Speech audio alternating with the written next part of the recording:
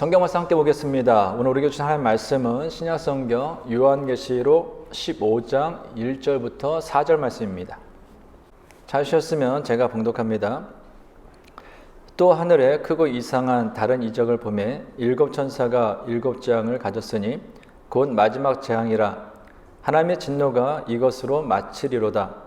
또 내가 보니 불이 섞인 유리바다 같은 것이 있고 짐승과 그의 우상과 그의 이름의 수를 이기고 벗어난 자들이 유리 바닷가에 서서 하나님의 검은 고를 가지고 하나님의 종 모세의 노래 어린 양의 노래를 불러 이르되 주 하나님 곧 전능하신 이시여 하시는 일이 크고 놀라우시도다.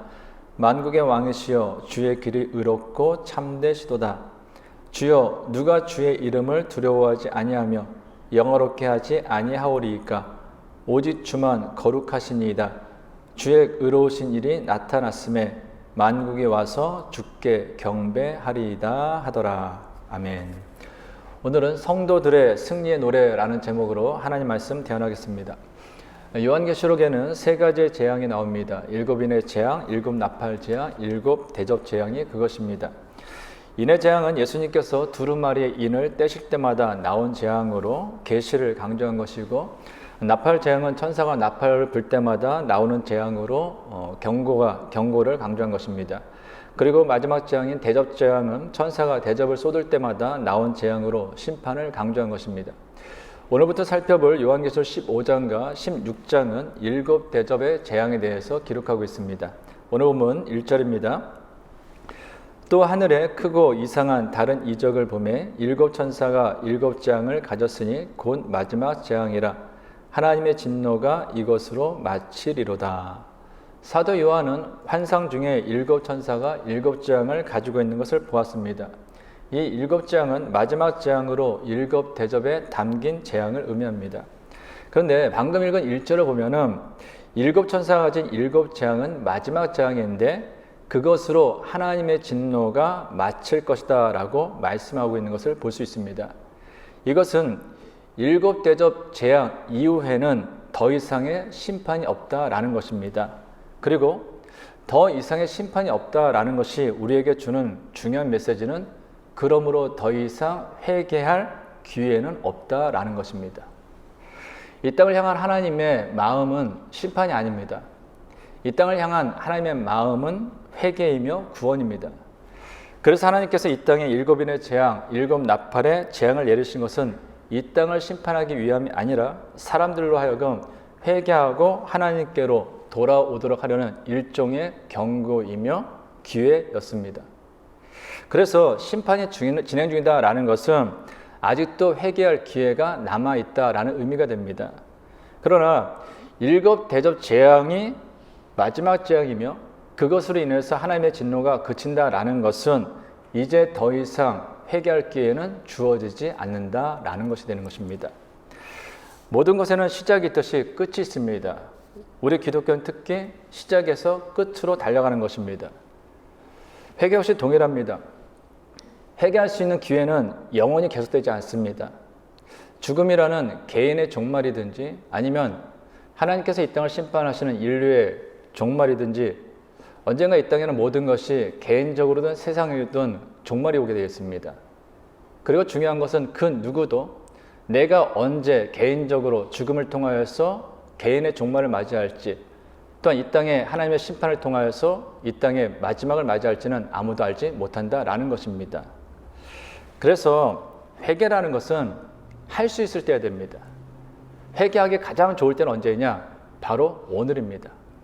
성령님께서 말씀을 듣는 중에 찬양을 하는 중에 기도하는 중에 아니면 인생을 살아가는 중에 내 마음속에 주시는 그 메시지가 있다면은 내가 하나님 앞에서 이렇게 하면 안 되는데 내가 신앙인으로서 이렇게 생활하면 안 되는데 내가 여기서 돌이켜야 되는데 라는 그 회개의 마음을 주시면 그 순간 그 자리에서 즉시 회개하고 돌이켜야 됩니다. 그렇지 않고 오늘 못하면 다음에 하지. 다음은 내 시간이 아니에요. 다음은 내게 주어지는 것이 아니다라는 것입니다. 그래서 사랑하는 성도 여러분, 신앙생활 하는 중에 언제라도 성령님께서 우리 마음속에 회개의 메시지를 주시면 그 즉시 하나님 앞에 엎드려 자복하시고 또한 내가 가던 그 잘못된 길에서 돌이킬 수 있기를 바랍니다. 그런데 하나님께서는 마지막 재앙인 이 일곱 대의 재앙 이전에 사도 요한에게 한 가지 환상을 좀 보여주십니다. 오늘 보면 2절과 3절 상반절입니다. 또 내가 보니 불이 섞인 유리바다 같은 것이 있고 짐승과 그의 우상과 그의 이름의 수를 이기고 벗어난 자들이 유리 바닷가에 서서 하나님의 검은 고를 가지고 하나님의 종 모세의 노래 어린 양의 노래를 불러 이르되. 사도 요한은 짐승과 그의 우상과 그의 이름의 수를 이기고 벗어난 자들이 유리 바닷가에 서서 하나님의 검은 고를 가지고 모세의 노래 어린 양의 노래를 부르는 것을 보았습니다.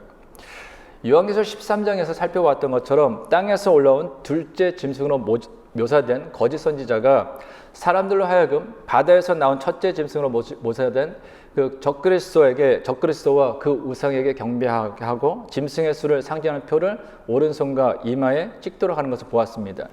그리고 짐승의 우상에게 경배하지 않는 자들은 모두 죽였으며 또한 짐승의 표를 받지 않는 사람들은 그 누구도 경제활동을 하지 못하도록 하였습니다. 아시는 것처럼 초대교회 성도들은 로마 황제와 로마 제국으로부터 예수님을 믿는다는 그 이유 하나 때문에 이루 말할 수 없는 수모와 핍박과 박해를 받았습니다. 사도 요한이 요한계시록을 기록할 이 당시에는 도미티아누스 황제에 의해서 성도들은 이루 말할 수 없는 환난을 당하는데요. 경제활동도 하지 못하고 자녀들은 학교에 다니지도 못하고 또한 사회활동을 하지 못해서 지하로 숨었습니다. 지하 경동묘지인 카타콤에 숨어 있었지만 발각되면 즉시 원형 경기장으로 끌려가서 맹수의 밥이 되었습니다. 황제의 우상에게 엎드려 짐승의 표를 받지 않으면 그 자리에서 목이 달아났습니다. 그러다 보니 시간이 지날수록 믿음을 버리고 하나님을 떠나 로마 황제의 우상에게 절하고 짐승의 표를 받는 사람들이 점점 더 늘어났습니다. 그럼에도 불구하고 끝까지 인내하며 믿음을 지킨 성도들이 있습니다. 그들이 바로 지금 사도 요한이 본 짐승과 그의 우상과 그의 이름의 수를 이기고 벗어난 자들입니다. 어느 시대든지 모든 사람들이 환난이 오고 핍박이 오고 위기가 오면 하나님을 떠날 것 같고 믿음을 버릴 것 같지만 그렇지 않다라는 것입니다. 그럼에도 불구하고 끝까지 믿음을 지킨 사람이 있다라는 것입니다. 그 남은 사람들, 어떤 상황 속에서도 죽음을 가고 믿음을 지키는 사람들이 있기 때문에 오늘까지 우리에게 복음이 전해질 수 있었던 것이고 우리가 이렇게 하나님을 찬양하며 예배할 수 있었다라는 것입니다. 그러므로 우리는 성경 속에서 나오는 이런 많은 사람들 아니면 신앙의 위인들 보면서 대단하다 정말 대단한데 라고 경외하며 또 뭐 종교의 박수를 보내기보다는 나 자신도 늘 언제나 돌아보면서 그래 나는 과연 핍박과 환난과 어려움이 닥쳐왔을 때 인류가 점점 악으로 치닫고 그러면서 하나님의 재앙이 하나씩 점점 강해질 때 나는 과연 믿음을 지킬 수 있는지 스스로를 좀 돌아보면서 그래 하나님 제가 비록 연약하고 어리석지만 어떤 핍박과 어려움의 상황 속에서도 하나님께서 나를 구원하시고 예수 그리스도께서 나를 위해서 십자가에 죽으셨음을 기억함으로 늘 언제나 변함없이 믿음을 지킬 수 있는 그 사람이 되게 하여 주옵소서. 혹 모든 사람들이 다 주님을 떠나고 믿음을 버린다 할지라도 나 하나만이라도 끝까지 믿음을 지킬 수 있는 하나님의 삶이 되게 하여 주옵소서라고 기도하고 스스로 다짐할 수 있어야 할 것입니다. 그런데 지금 성경을 보면은 그 핍박과 박해도 끝까지 인내하며 믿음을 지킨 성도들이 지금 무엇을 하고 있습니까? 유리 바닷가에 서서 하나님의 검은 고를 들고 모세의 노래, 어린 양의 노래를 부르고 있습니다. 그러니까 끝까지 믿음을 지킨 이 성도들이 지금 하나님 나라에서 찬양을 부르고 있는 거예요. 승리의 노래를 부르고 있다라는 것입니다. 근데 이와 비슷한 장면을 어디서 본 것 같지 않으십니까? 구약에 보면은 성경에 처음으로 기록된 찬양이 나옵니다. 그 찬양이 바로 바닷가에서 불려진 찬양이에요. 어떤 바닷가입니까? 홍해라는 바닷가죠. 이스라엘 백성들이 출애굽하고 홍해를 건넙니다. 그런데 홍해를 건널 때 애굽의 군대가 이스라엘 사람들을 잡으러 오기 위해서 쫓아오죠. 근데 바로 그 순간 하나님께서 홍해를 가르시면서 이스라엘 백성들이 다 건너고 그들을 쫓아오던 애굽의 모든 군대는 그 홍해 바다에 다 수상시켜 심판해 버리십니다. 멸망시키시는 거예요. 그 광경을 보면서 이스라엘 백성들이 하나님을 찬양합니다. 그 찬양의 장면이 바로 오늘 본문에 나오는 이 장면을 떠올리게 한다라는 거예요. 무엇을 얘기하는 거예요? 인생을 살면서 그렇게 많은 성도들이 예수님을 믿는다는 그 이유 하나 때문에 핍박을 당했습니다. 고통을 당했습니다. 때로는 감옥에 갇히기도 하고 재산을 빼앗기도 하고 심지어는 순교를 당하기도 했습니다. 그런데 결국 어떻게 된다는 거예요? 성도들을 핍박하고 교회를 핍박하고 하나님을 대적했던 그 모든 짐승들, 적그리스들, 거짓 선지자들, 악한 자들은 결국 하나님의 심판을 받아 다 멸망할 것이라는 거예요. 그리고 그 광경을 보면서 하나님의 백성된 사람들은 주님을 찬양하는 그 승리의 노래를 부르게 된다라는 것이죠. 그렇다면 하나님께서 일곱 대접 재앙이라는 마지막 재앙을 행하시기 전에 사도 요한으로 하여금 끝까지 인내와 믿음을 지킨 성도들이 하나님 나라에서 승리의 노래를 부르는 이 환상을 보게 하시고 또한 기록하게 하심으로 우리에게 전하신 이유가 무엇일까요? 그 이유는 단 하나입니다. 성도들에게 위로와 소망을 주시기 위함이에요. 앞으로 전개될 일곱 대접 재앙은 이전의 일곱 인의 재앙이나 일곱 나팔의 재앙과는 비교할 수 없을 정도로 매우 무섭고 두려운 재앙입니다. 그러므로 큰 재앙이 닥치면 성도들 중에서도 두려워하고 불안한 자들도 있을 것입니다. 그러나 하나님께서는 마지막 재앙 전에 끝까지 믿음을 지키며 승리한 성도들이 하나님 나라에서 승리의 노래를 부르는 그 장면을 보여주심으로 하나님의 백성된 성도들, 하나님의 자녀된 성도들은 어떤 심판, 어떤 재앙, 어떤 위기, 어떤 고난, 어떤 핍박과 환난 속에서도 반드시 안전하게 지켜주시고 보호하여 주신다는 그 메시지를 주고 싶으셨던 거예요. 너희 걱정하지 말라라는 거예요. 세상에 아무리 커다란 핍박이 있고 환난이 있다 할지라도, 아니 세상에 하나님의 재앙이 떨어진다 할지라도 너희만큼은 내가 의로운 손으로 붙잡고 나의 날개 아래 품어주며 끝까지 안전하게 평안하게 지켜준다라는 그 메시지를 주시는 거죠. 요한계시를 시작할 때 말씀드린 것처럼요, 우리가 요한계시를 읽고 듣고 묵상하고 연구할 때 놓쳐서는 안 되는 중요한 사실 하나 있습니다.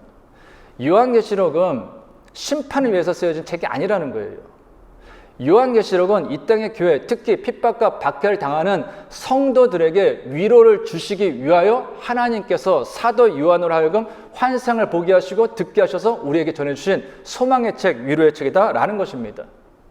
그래서 요한계시를 보면 처음에 시작할 때 하나님께서는 사도 요한을 통해서 핍박과 박해 속에 있는 그 성도들에게 끝까지 믿음을 지키며 이기는 자에게 다음 같은 약속을 하셨죠. 생명나무의 열매를 주어 먹게 하리라. 둘째 사망의 해를 받지 않느니라. 만나를 주고 또 흰돌을 줄 것이다. 만국을 다스리는 권세를 주리라. 그 이름을 생명책에서 결코 지우지 아니하리라. 하나님의 성전의 기둥이 되게 하리라. 내 보좌에 함께 앉게 하여 주겠다. 이 약속을 먼저 주신 거예요. 이처럼 어떤 상황 속에서 끝까지 인내하며 믿음을 지키며 승리하는 그 성도에게는 하나님께서 약속하신 놀라운 복이 있습니다. 그리고 하나님께서는 그 복을 오늘 주님을 믿는 저와 여러분이 받기를 원하세요. 그러면 사랑하는 성도 여러분, 우리 모두 어떤 상황 속에서도 끝까지 인내하며 믿음을 지킴으로 하나님께서 예비하신 그 복을 누리고 또한 하나님 나라에서 승리의 노래를 부르는 하나님의 귀한 자녀들이 되기를 바랍니다.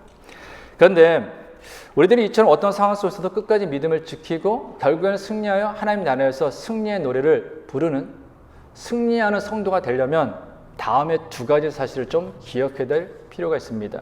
첫째, 하나님께서는 전능하신 하나님이라는 사실입니다. 오늘 보면 3절 하반절입니다. 주 하나님 곧 전능하신 이시여 하시는 일이 크고 놀라우시도다. 만국의 왕이시여 주의 길이 의롭고 참되시도다. 아멘. 적그리스도와 거짓 선지자의 핍박과 박해 속에서도 끝까지 인내하며 믿음을 지킨 성도들이 찬양하는 그 내용 중에 하나는 전능하신 하나님이라는 거예요. 승리한 성도들은 전능하신 하나님을 찬양하고 있습니다. 나는 할 수 없었는데, 나는 견딜 수 없었는데 하나님께서 모든 것을 하실 수 있는, 나로 하여금 모든 것을 건질 수 있는 그 전능한 하나님이었다라는 거예요. 하나님께서 아브라함을 찾아오셔서 당신에 대해서 다음같이 말씀하십니다. 창세기 17장 1절입니다. 아브라함이 99세 때에 여호와께서 아브라함에게 나타나서 그에게 이르시되 나는 전능한 하나님이라. 너는 내 앞에서 행하여 완전하라. 하나님께서 아브라함에게 당신에 대해서 말씀하신 최초의 속성은 무엇이냐? 나는 전능한 자라는 거예요. 나는 모든 것을 다 할 수 있는 자라는 거죠. 그런데 지금 하나님께서 아브라함을 찾아오신 때가 언제입니까? 아브라함 99세 때예요. 99세가 된 그 노인 아브라함에게 하나님께서 찾아오셔서 나는 모든 것을 할 수 있는 전능한 하나님이다 라는 것을 말씀하셨다는 거예요. 근데 바로 그 전에 나오는 창세기 16장의 마지막 절이 다음같이 끝납니다. 창세기 16장 16절입니다. 하갈이 아브람에게 이스마엘을 낳았을 때 아브람이 86세였더라. 하나님께서는 사실 아브람에게 내가 너에게 자손 줄게, 너와 네 아내 사라 사이에서 내가 자손을 주겠다라고 약속을 하셨습니다. 근데 아브람이 그 약속을 기다리긴 기다렸어요. 근데 기다리지 못하고 86세가 되었을 때 아내 사라의 여종인 하갈로부터 아들을 낳습니다. 그 아들의 이름이 이스마엘이었죠. 그때가 아브람 86세, 사레 76세였다라는 거예요. 왜 아브람이 하나님의 약속의 말씀을 끝까지 인내하면서 기다리지 못하고 아내 사레가 아닌, 또 하나님의 말씀이 아닌 아내 사레의 말을 듣고 사레의 여종 하갈과 관계 속에서 아들 이스마엘을 낳았을까요?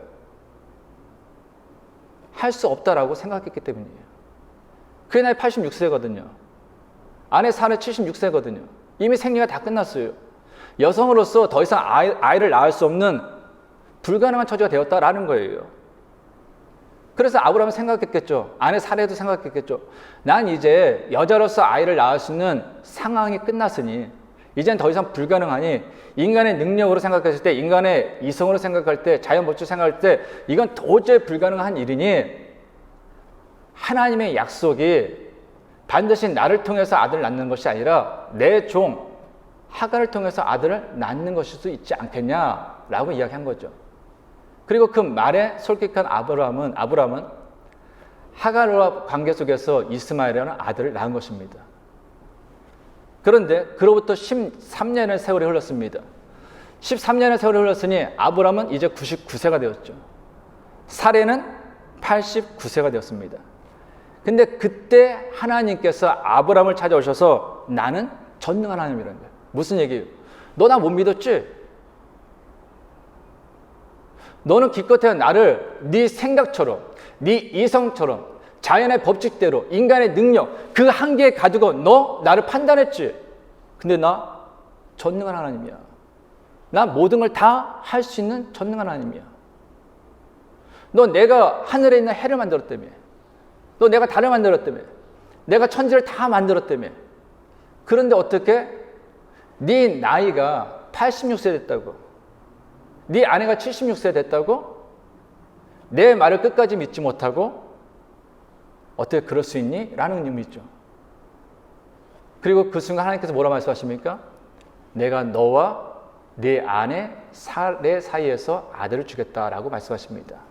그리고 아브람 100세, 90세의 아내 사레에게서 아들 이삭을 낳습니다. 창세기 21장 5절부터 7절입니다. 아브라함이 그의 아들 이삭이 그에게 태어날 때 100세라. 사라가 이르되 하나님이 나를 웃게 하시니 듣는 자가 다 나와 함께 웃으리로다. 또 이르되 사라가 자식들을 젖먹이겠다고 누가 아브라함에게 말하였으려마는 아브라함의 노경에 내가 아들을 낳았도다 하니라. 아멘. 이삭이라는 이름의 뜻은 웃는다라는 거예요. 사라가 아들 이삭을 낳았을 때 주변에 있는 사람들이 얼마나 많이 기뻐하며 웃었겠습니까? 그 중에서 아마 가장 크게 기쁘게 웃은 사람은 아브라함이었을 거예요. 아브라함은 아내 사라를 정말로 사랑했습니다. 근데 그 사랑하는 아내 사라에게서 아들을 이삭을 낳았으니 얼마나 좋았겠어요. 늘 언제나 입이 뭐 이렇게 좀 눈꼬리에 닿아가지고 입이 찢어지고 계속 웃었겠죠. 그런데 이 아브라함보다 더 기막혔던 사람은 누구가 있겠습니까? 이삭을 낳은 사라예요. 90세 여성이 아이를 낳는다? 아브라함과 결혼해서 지난 수십 년간 한 명의 자식도 낳지 못했습니다. 그로 인해서 사라가 얼마나 많은 슬픔과 아픔과 절망과 괴로움을 경험했겠습니까? 그 마음이 이루지 못할 상처가 있었을 것입니다. 그런데 하나님께서 그 90세의 여성 사라에게 사랑하는 아들 이삭을 낳게 하시고 그로 하여금 그 이삭에게 젖을 먹이게 하셨습니다. 그러므로 사라는 그 아들을 볼 때마다 아들에게 젖을 먹일 때마다, 아들의 기저귀를 갈아줄 때마다, 아들의 웃는 모습을 볼 때마다 그 얼굴에서 웃음이 떠나지 않았을 것입니다. 그래서 사라가 만난 하나님은 그를 웃게 하시는 하나님이신 거죠. 이처럼 하나님께서는 인간의 능력으로는 절대로 아기를 낳을 수 없는 90세 여성 사라에게 아들을 태어나게 하시는 전능하신 하나님이십니다. 하나님께서는 인간의 능력으로는, 인간의 상식과 인간의 이성과 자연 법칙으로는 도저히 가능성이 없다라고 하는 그 모든 일을 행하실 수 있는 전능하신 하나님이다라는 거예요. 그럼에도 불구하고 참 어리석은 인간들은 그 하나님을 믿는다라고 말하면서도 하나님의 때를 기다리지 못합니다. 인내하지 못합니다. 심지어 고난으로 인해서 하나님을 떠납니다. 이유가 뭐예요? 하나님이 전능하신 하나님이라는 그 사실을 잊어버렸기 때문이에요. 그래서 하나님께서 우리에게 성경 말씀을 주시면서 성경 속에 나오는 가장 첫 번째 구절이 무엇입니까? 태초에 하나님이 천지를 창조하시라는 거예요. 너희가 믿는 하나님, 너희를 부르시고 택하신 그 하나님은 이 세상의 모든 것을 창조하신 전능하신 하나님이라는 거예요. 그래서 우리가 믿을 수 있다는 거예요.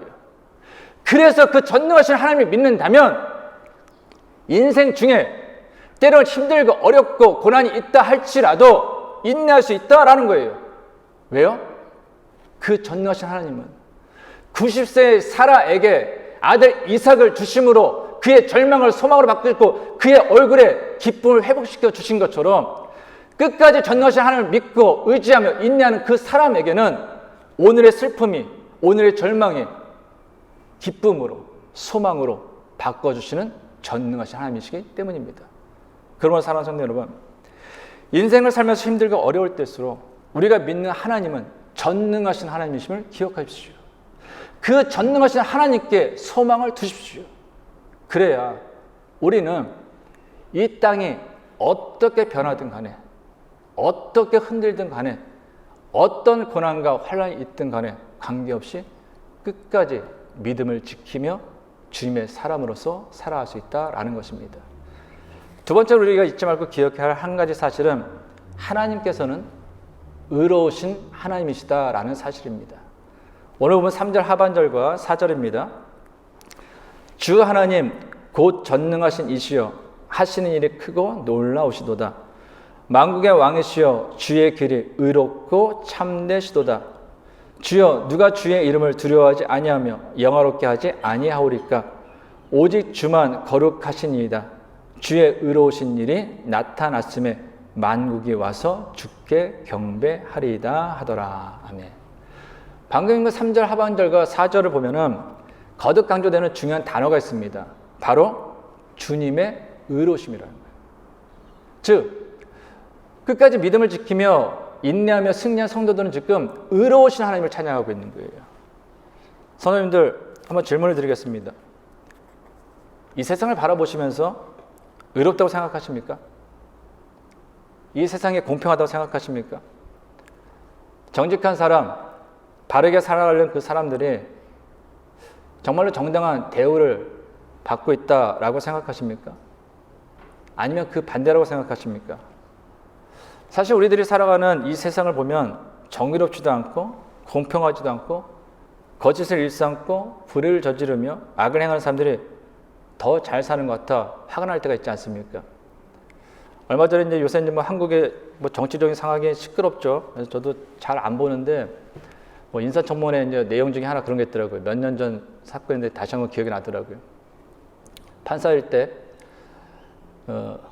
재판했던 것 중에 그 사회를 좀 떠들썩하게 한 것이 버스 기사가 회사 돈 800원을 횡령했다고 해서 그 버스 기사를 판사가 회사가 자른 것이 정당하다라는 판결을 내린 적이 있습니다.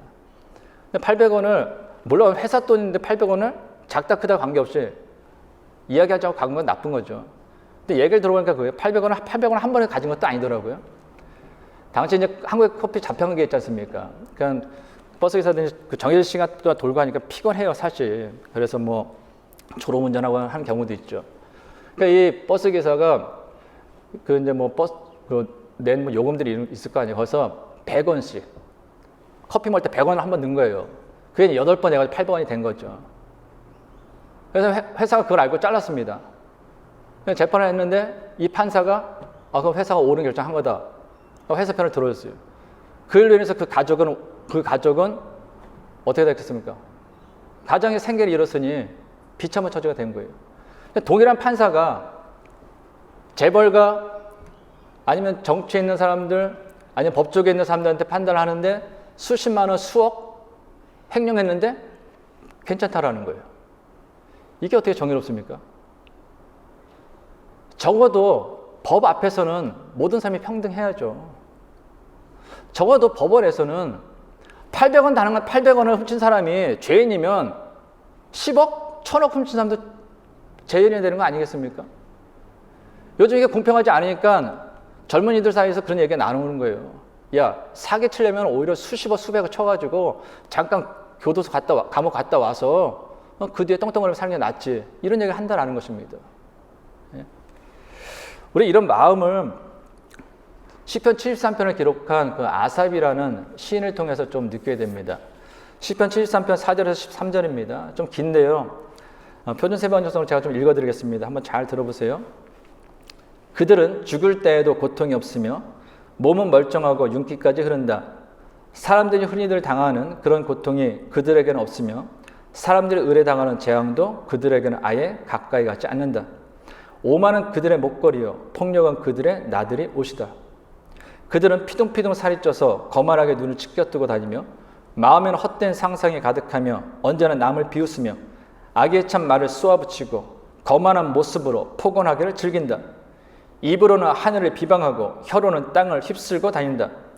하나님의 백성마저도 그들에게 홀려서 물을 들이키듯 그들이 하는 말을 그대로 받아들여 덩달아 말한다. 하나님인들 어떻게 알 수 있으랴? 가장 높으신 분이라고 무엇이든 다 알 수가 있으랴 하고 말한다.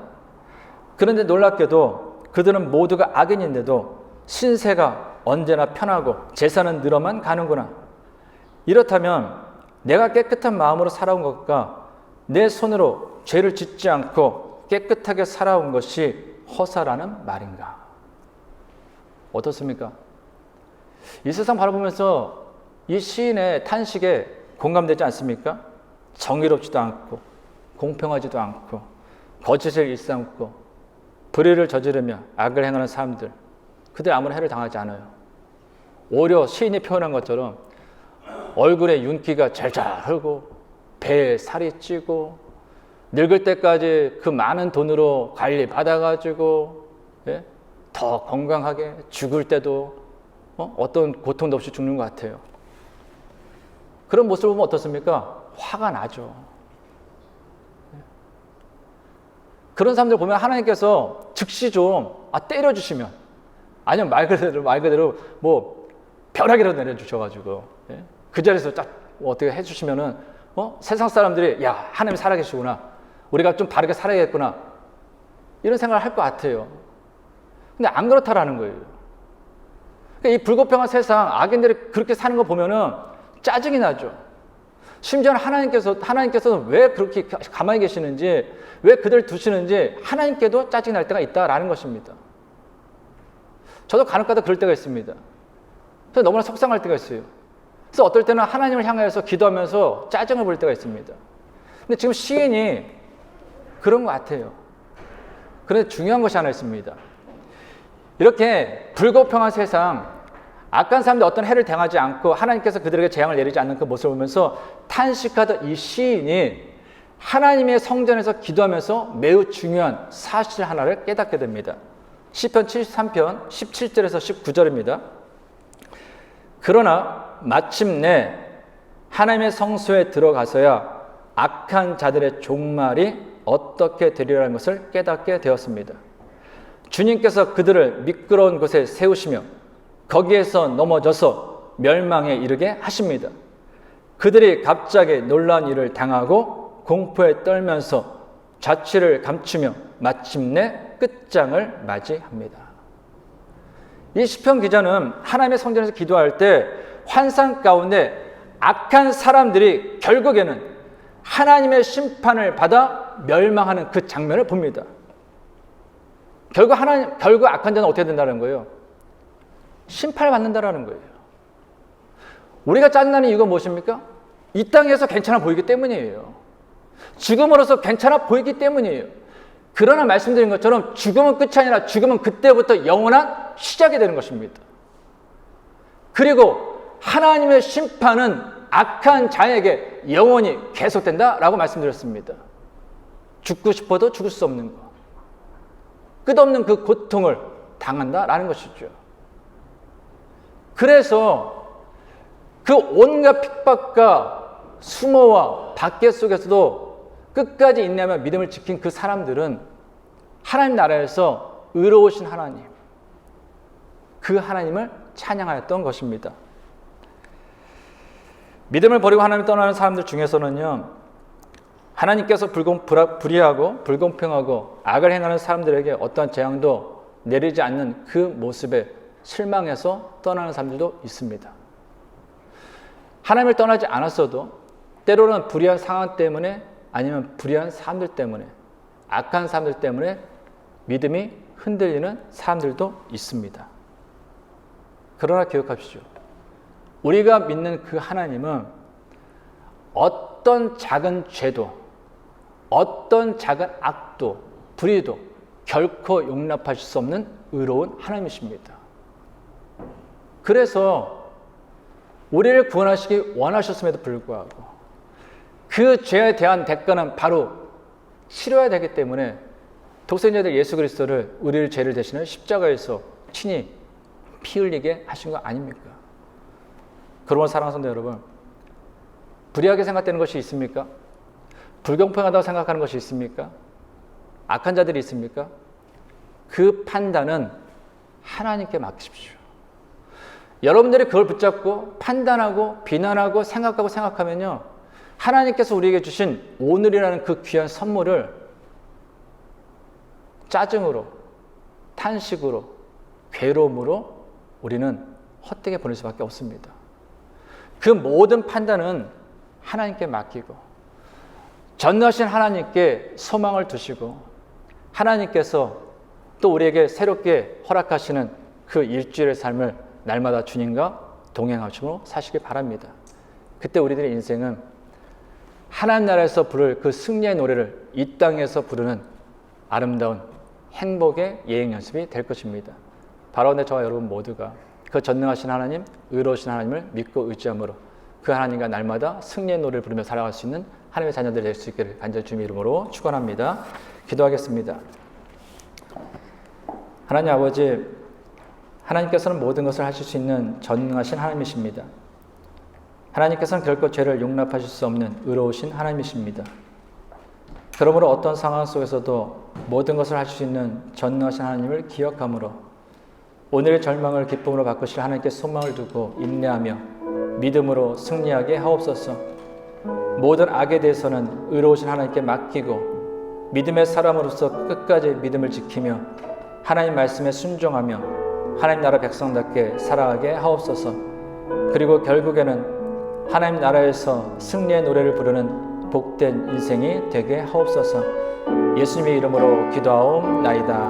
아멘. 우리 시간 다 같이 일어나셔서 찬양합니다.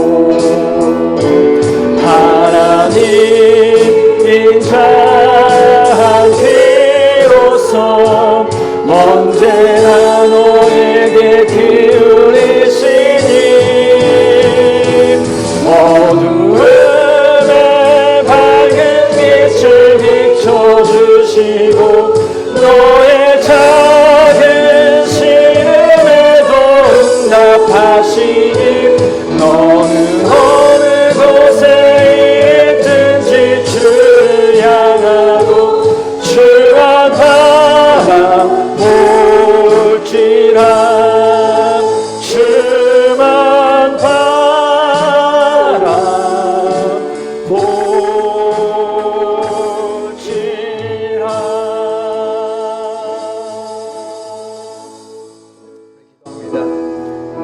사랑하는 성도 여러분, 우리가 믿는 하나님은 모든 것을 하실 수 있는 전능하신 하나님입니다.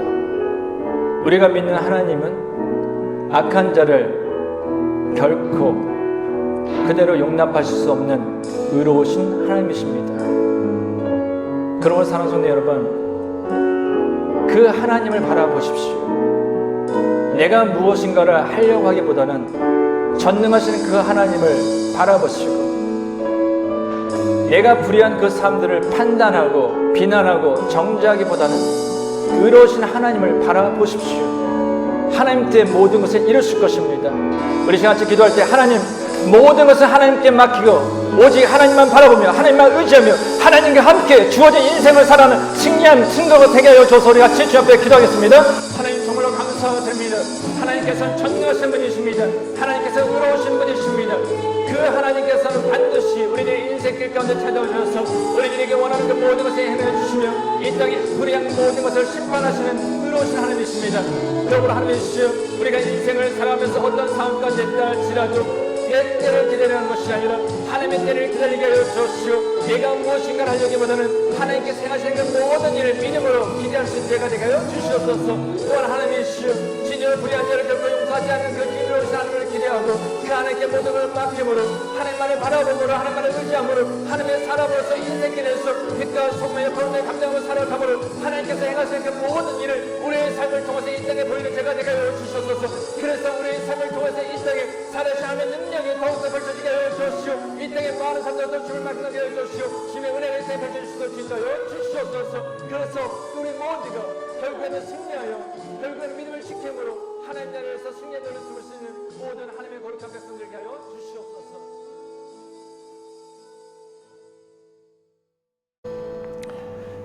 이제는 우리 주 예수 그리스도의 은혜와 하나님의 크신 사랑과 성령님의 교통하심이 모든 것을 하실 수 있는 전능하신 하나님을 기억함으로 오늘의 절망을 기쁨으로 바꾸실 전능하신 하나님께 소망을 두고 인내하며 모든 악에 대해서는 의로우신 하나님께 맡기고 믿음의 사람으로서 끝까지 믿음을 지키며 하나님의 말씀에 순종하며 하나님 나라 백성답게 하루하루 살아가길 원하는 모든 성도들과 가정과 세우신 기업 위에 이제부터 영원까지 함께 하시기를 간절히 축원하옵나이다. 아멘.